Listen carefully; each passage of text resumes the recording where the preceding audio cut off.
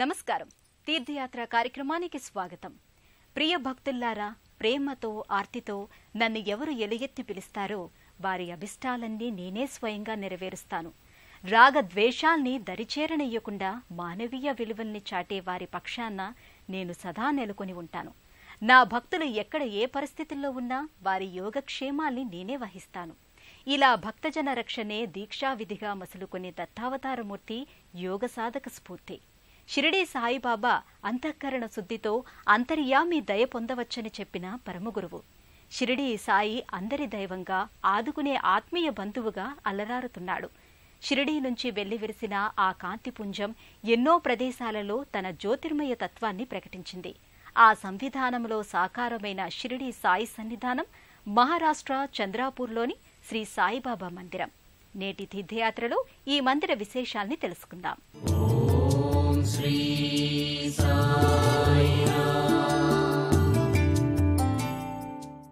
ప్రతి మనిషి తన మనసులో కొలువైన పరమాత్మను దర్శించగలగాలి. అప్పుడు మనిషే మహితాత్ముడవుతాడని సందేశమిచ్చారు షిరిడీ సాయిబాబా.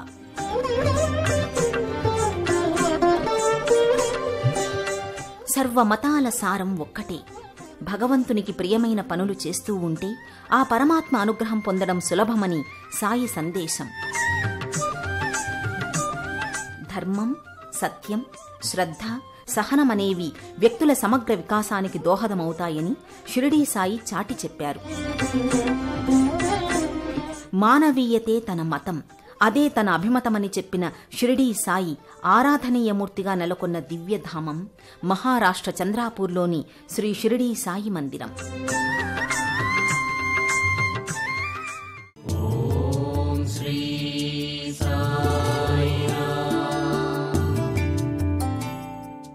నువ్వు నా వైపు చూస్తే నేను నీ వైపు చూస్తాను. నేను నీ నుండి కోరేవి శ్రద్ధ, భక్తి మాత్రమే. నువ్వు నాకు భక్తితో నీ మనోపుష్పాన్ని సమర్పించు. భవిష్యత్తులో నీకు సర్వవిధ శ్రేయస్సులు అందిస్తాను. ఇలా భక్తులకు అన్ని విధాల భరోసాను ఇచ్చి వారిని సర్వదా ఆదుకునే దయామూర్తిగా సాయినాథుడు వర్ధిల్లుతున్నాడు. ఎల్లలెరుగా విధేయత, భక్తిభావ తత్పరతల్ని ప్రదర్శిస్తూ భక్తులు షిరిడీ సాయి పట్ల తమ ఆరాధనా భావాన్ని చాటుకుంటున్నారు.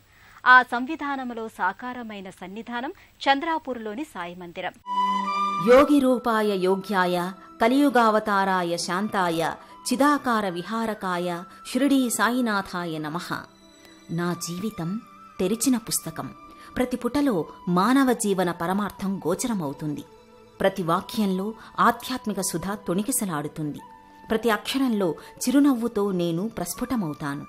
నేను చూపిన బాటలో మీరు ముందుకు సాగితే మీ జీవితాలు చరితార్థమవుతాయి. ఇదే నా పట్ల మీరు చూపే భక్తి, విధేయత అని ప్రకటించారు షిరిడీ సాయి. హే సాయినాథ, మీ కృపే మాకు భవభయహరణం అంటూ భక్తులు సాయి పట్ల తమ భక్తి తత్పరతల్ని ప్రకటిస్తారు. షిరిడీ సాయి ఆవిష్కరించిన తత్వం ఆకాశమంత విశాలమైనది, మహాసముద్రమంత అగాధమైనది. కారణజన్ముడిగా అవతరించి తన జీవన శైలితో మానవీయ పరిమళాన్ని వెదజల్లిన దయామూర్తి సాయినాథుడు. అలాంటి సాయినాథుడు భక్తానుగ్రహకారకమూర్తిగా, సాధకునిగా, యోగమూర్తిగా, పరమగురువుగా తేజరిల్లుతూ భక్తుల్ని నేటికే అనుగ్రహిస్తున్నాడు. షిరిడీలో ప్రభవించిన ఆ విరాన్మూర్తి వ్యక్తిత్వం, దివ్యకాంతి పుంజాలు సర్వే సర్వత్రా ప్రకటితమవుతున్నాయి. ఆ పరంపరలోనిదే చంద్రాపూర్లోని శ్రీ షిరిడీ సాయిబాబా మందిరం. సువిశాల ప్రాంగణంలో అపురూప ఆధ్యాత్మిక ధామంగా ఈ సన్నిధి అలరారుతూ భక్తుల్ని ఆకట్టుకుంటోంది. శ్వేత కట్టడం, 2 అంతస్తులలో నిర్మితమైన ఈ మందిరం రాజసౌధాన్ని పోలిన రీతిలో విలక్షణ నిర్మాణ కళతో ఆకట్టుకుంటోంది. చలువరాతి మందిరంగా, భారీగా తీర్చిదిద్దిన కళాత్మక మందిరంగా ఆకర్షిస్తుంది. కో గురుః అధిగత తత్వాపి శిష్యహిత యోధ్య సతతం. గురువంటే అధిక జ్ఞాన సంపదతో శిష్యుల హితాన్ని కోరుతూ వారి పట్ల అప్రమత్తత కలిగిన బ్రహ్మజ్ఞాన స్వరూపుడు. ఈ తరహా మూర్తిమత్వం సాయినాథుడిలో సమగ్రంగా ప్రతిఫలిస్తుంది. అందుకే ఎన్ని దశాబ్దాలు గడిచినా సాయి పట్ల భక్తుల విశ్వాసం చెక్కు చెదరలేదు. భౌతికంగా నేను అదృశ్యమైన నా భక్తుల విషయంలో నేను సదా అప్రమత్తుడను అనే సాయి వాక్యం అమృతోక్తిగా అలరారుతోంది. ఆ సాయి భక్తిసుధ అనేక రీతులలో వ్యక్తమవుతూ దివ్య మందిరాలై సాకారమవుతున్నాయి. ఆ పరంపరలోనిదే ఈ మందిరం చంద్రాపూర్లోని శ్రీ షిరిడీ సాయి సన్నిధానం.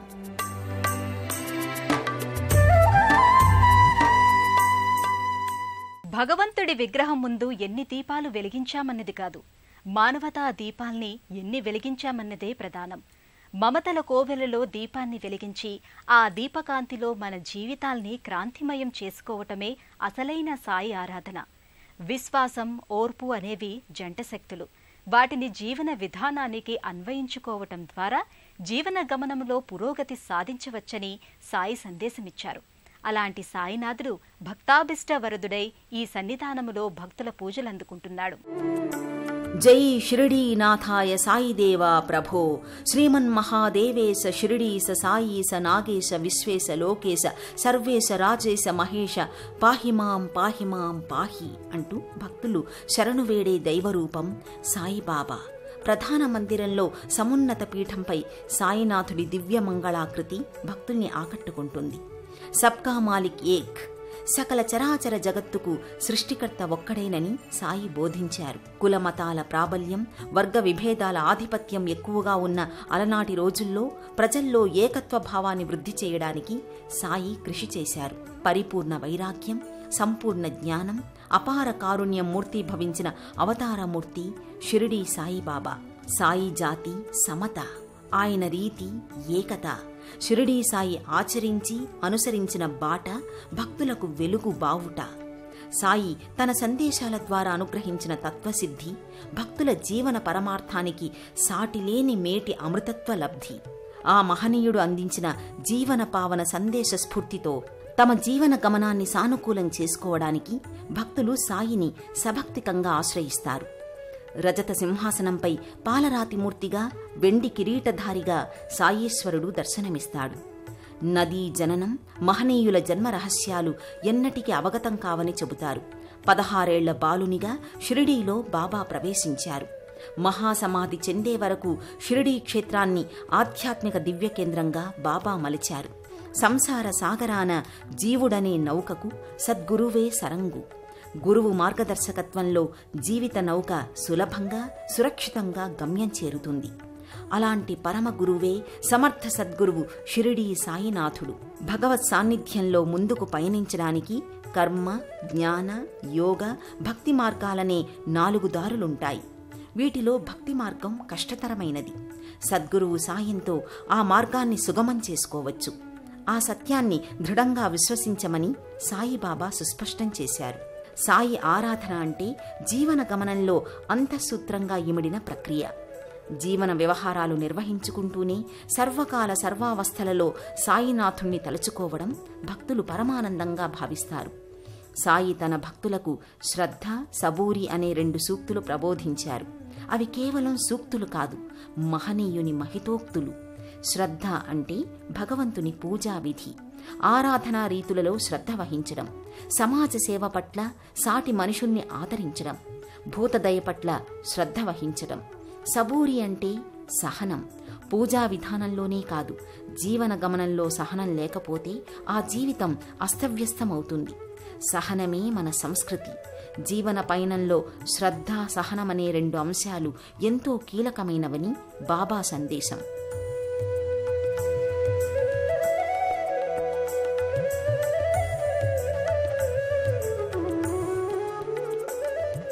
సాయి దివ్య రూపం జ్ఞానకాంతి దీపం అని భక్తుల విశ్వాసం.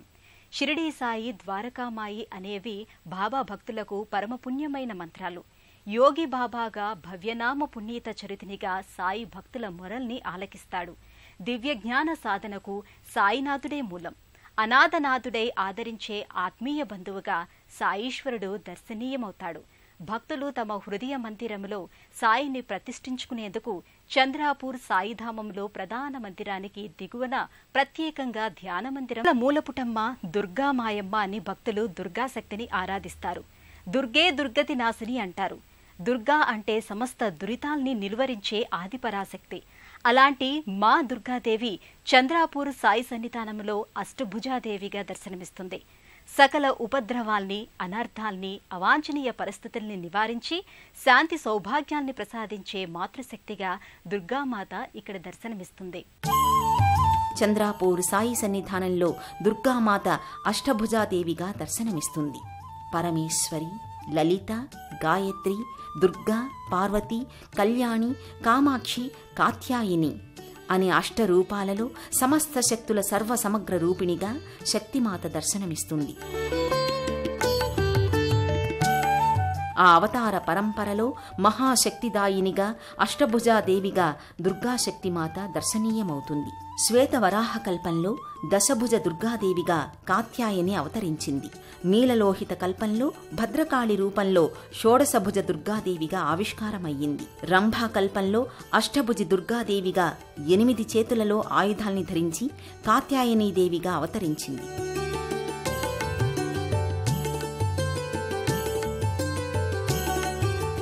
దుర్గే దుర్గతి నాశని, సకల దుర్గతుల్ని దూరం చేసి సమస్త సద్గతుల్ని కలిగించే ఆశ్రిత వరదాయిని దుర్గామాత. దుర్గా అనే నామమే ఓ మహామంత్రం. దుర్గాదేవి సకల ఉపద్రవాల్ని, అనర్థాల్ని, అవాంఛనీయ పరిస్థితుల్ని నివారించి శాంతి సౌభాగ్యాల్ని లోకాలకు ప్రసాదించే మాతృశక్తి. దుర్గాదేవి నామానికి అర్ధశక్తితో పాటు మహిమాన్విత శబ్దశక్తి కూడా ఉంది. అలాంటి మహాశక్తి సంధాత్రి దుర్గామాత సర్వాలంకార శోభితంగా పాలరాతి మూర్తిగా ఈ మందిరంలో భక్తులకు దర్శనమిస్తుంది.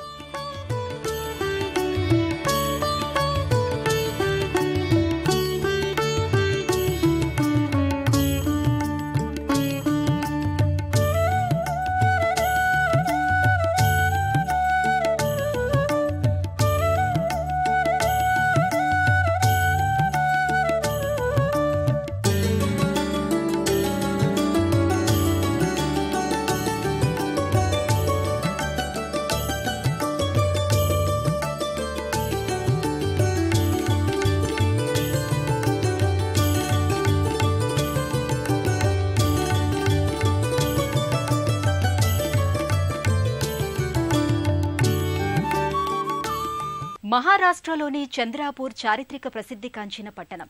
చంద్రాపూర్కి ఆకర్షణగా నిలిచే కట్టడం చందాకోట. 13వ శతాబ్దంలో గోండా రాజైన కాండక్య బల్లాల్ షా ఈ కోటను నిర్మింపచేశాడు. ఈరం, జర్పాత్ నదుల సంగమస్థలికి సమీపంలో ఉన్న చంద్రాపూర్ కోటకు 8 ప్రధాన ద్వారాలున్నాయి. అద్భుతమైన కళా వైభవంతో అలరారే ఈ కట్టడం ఎన్నో శతాబ్దాలు గడిచినా నేటికీ కాళదోషం లేకుండా సుస్థిరంగా నిలిచి ఉంది. మహారాష్ట్ర చంద్రాపూర్ జిల్లా కేంద్రం. చారిత్రక ప్రాధాన్యమున్న చంద్రాపూర్లోని కోట ఈ ప్రాంతానికే ప్రత్యేక ఆకర్షణ. భల్లాల్ షా నిర్మింపచేసిన ఈ దుర్గం పూర్తిగా రాతి కట్టడంగా ఆకట్టుకుంటుంది. అష్టదిక్కులలో 8 ద్వారాలున్న ఈ కోట పరిసర ప్రాంతాలలో అనేక ఆలయాలు, మందిరాలు ఉన్నాయి. నేటికీ కాలదోషం పట్టని ఈ కోట ప్రస్తుతం భారత పురావస్తు శాఖ ఆధీనంలో ఉంది. గత వైభవానికి ప్రత్యక్ష నిదర్శనంగా భాసిల్లుతోంది. ప్రతినిత్యం ఎందరో పర్యాటకులతో ఈ ప్రదేశం సందడిగా ఉంటుంది. చంద్రాపూర్ సాయి సన్నిధానంలో శివమహాదేవ్ సన్నిధానం, గణపతి, దత్తాత్రేయ దివ్య సన్నిధానాలు నెలకొని ఉన్నాయి. వర్ణరంజితమైన మూర్తులుగా సజీవ కళతో అలరారే మంగళాకృతులుగా తేజరిల్లుతున్నాయి. శ్రీ సాయి దత్త శివశక్తి గణపతి సన్నిధానంగా ఈ మందిరాన్ని స్థానికులు వ్యవహరిస్తారు. సకల దేవతారాధనల సమన్వయ రూపంగా ఈ మందిరం భక్తుల్ని ఆకర్షింపచేస్తోంది. యస్య నిశ్వసితం వేదః, శివుడి ఊపిరే వేదాకృతి, శివుడే వేదం, వేదమే శివుడు. సర్వశక్తిమంతుడైన పరమశివుడి నుంచే వేదాలన్నీ ఉద్భవించాయి. సృష్టి అంతా శివతత్వంతో తేజరిల్లుతోంది. సమస్త విశ్వానికి ఆనందదాయకునిగా ఎన్నో ప్రయోజనాల పరంపరను చేకూర్చడానికి శివుడు అష్టవిధ రూపాలలో వ్యక్తమయ్యాడు.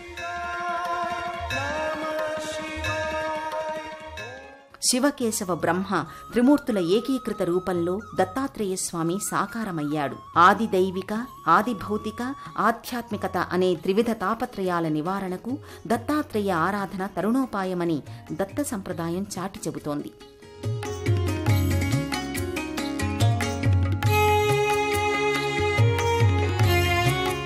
ఇదే సన్నిధానంలో మహాగణపతి నెలవు ప్రత్యేకంగా నెలకొని ఉంటుంది.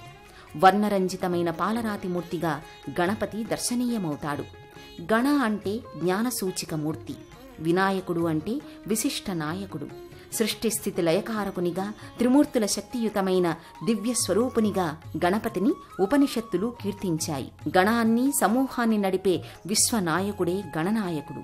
అలాంటి గణపతి ఆరాధన దర్శనం సర్వశుభదాయకం. చంద్రాపూర్లో నెలకొన్న శ్రీ శివశక్తి సాయి గణపతి దత్తాత్రేయ సన్నిధానం ఆధ్యాత్మిక దీప్తిని ప్రబోధనం చేసే దివ్యధామం.